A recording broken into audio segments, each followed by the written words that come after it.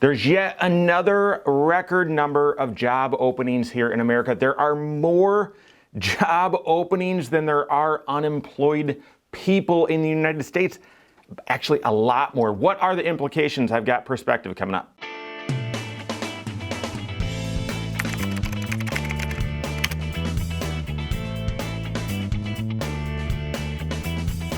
My name is Mike Bernard. I'm the host of the Wise Money Show. I'm also one of the certified financial planners right here at Korhorn Financial Group. Make sure you hit that subscribe button, turn on notifications, and smash that thumbs up button. All right, there's 2.5 million, oh my goodness, million more job openings in the United States than there are unemployed people. Take a look at this chart. Data came out last week, I believe, and we hit another record for number of job openings out there. And it's just baffling to think there's 2.5 million more jobs than there are unemployed people in the U.S. That is staggering.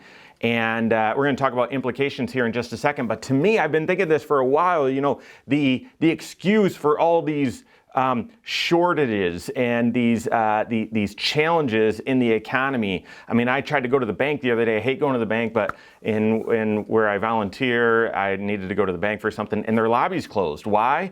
COVID, whatever. Nope, they actually don't have enough employees.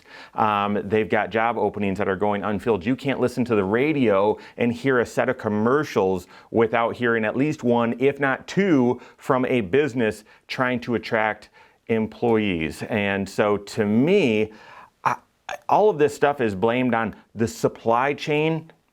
To me, it's we can't find people to work. That I think that's what so much of this supply chain is lumped under. But okay, I digress. What are the implications of all of these job openings? Well, hopefully one of the implications will be the labor force participation rate will come back. Okay, take a look at this chart, and it rose from like the 70s until 2000. What happened then? Yeah, technology, right? And so ever since technology has become more and more, or a bigger part of productivity and a bigger part of how things get done in business, the labor force participation rate has been on decline. That's also coincidentally, or maybe not, right about the time baby boomers started retiring. So lots of things at play here. But as you can see at the very tail end of that chart, most recent history, even though it's been going down, it went straight down during the pandemic when all sorts of people lost their job, and then it's only come back about half.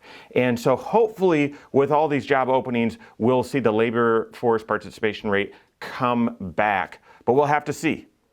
What are the other implications? Okay, what could this mean? Well, to me, I think there's good news, bad news here. The good news to me, the first implication, the first thing that I see, and I'm assuming you see it as well, is wow, if there are more job openings, if there's more employers competing over fewer employees, wages are going to go up.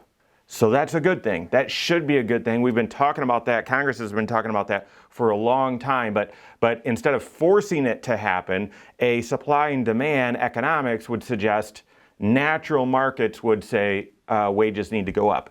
The flip side of that, the negative to that, is that would likely create inflation. And that's sticky inflation. Thus far, the Fed is sticking to their narrative. Inflation's transitory, even though it's absolutely blowing the doors off of their expectations. They're still saying it's transitory, and what they're saying is, well, we're seeing these inflationary spikes due to the supply chain, garbage in my opinion, and also due to just short-term asset increases, like we saw with lumber, like we've seen with houses and with vehicles. Okay, that's fine. Yes, you can see the price of lumber go up and go down. You can see it's fairly elastic, is what they call it.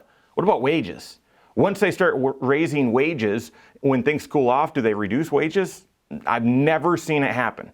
I've never driven by a McDonald's and seen on their billboard or whatever, their little sign there that, hey, new jobs apply within, paying $13 an hour. I've never driven by that same McDonald's 3 weeks later with the same sign that's saying paying $12 an hour. Once wages go up, they stay there.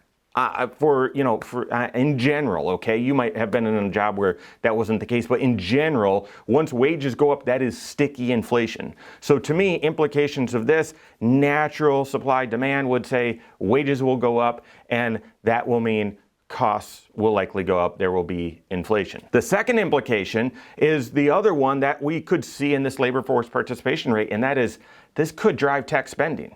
I mean, there is a play here, a natural play that that as baby boomers started retiring, labor force participation rate went down, but that's also the time when tech spending and technology has emerged and become a greater force in businesses. And I think if it's difficult, if companies are out there saying, we need more work to get done, we need employees here to come do the work, the longer that takes, the more likely businesses are going to just look and say, well, is there a technology solution that we haven't considered?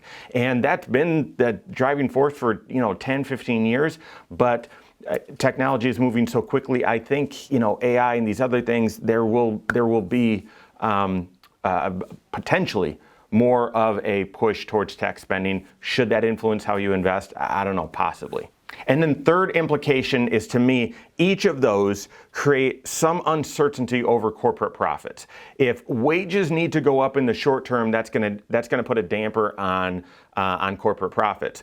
And then if companies can increase their costs, then maybe those profits will be restored. But it doesn't happen exactly in line, in tandem, right? If tech spending all of a sudden needs to go up, that, depending on how it's capitalized and what they're actually doing, that could limit either corporate cash flow or certainly corporate profits. Why does that matter? Because that's how stock prices are derived. That's how stock prices are derived. On a daily basis, investors are playing off emotions, fear, and greed, okay? But over long periods of time, and I would say even quarterly or annually or over a couple of years, it's really profits. Profits are what drive the stock price and the stock market. And if both rising wages, rising costs, but then also tech spending, if both of those create some uncertainty around profits, that could create some uncertainty in the stock market. And until the Fed opened up the wallet and just said, we're going to do everything possible, the markets didn't like uncertainty. Now they love it, apparently. But obviously there's a shelf life to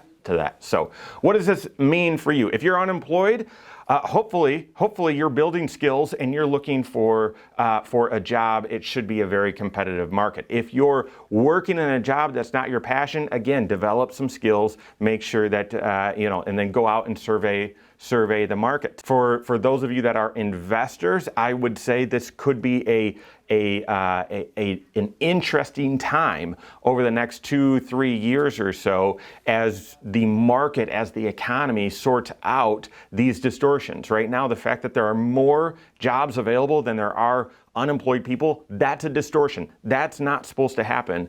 And so it'll be an interesting couple of years. So I would say make sure that your risk, as always, the risk within your investments is connected to your long-term financial plan, and you've got a diversified set of strategies so that you can manage whatever comes our way. So work with your CFP on that. If you don't have a CFP, you can contact one on my team. Find us online, Korhorn.com. That's Korhorn with K. WiseMoneyShow.com. You can find us there as well, or send us an email, info@Korhorn.com. All right, there you have it. Go out and take your next wise step in your financial life.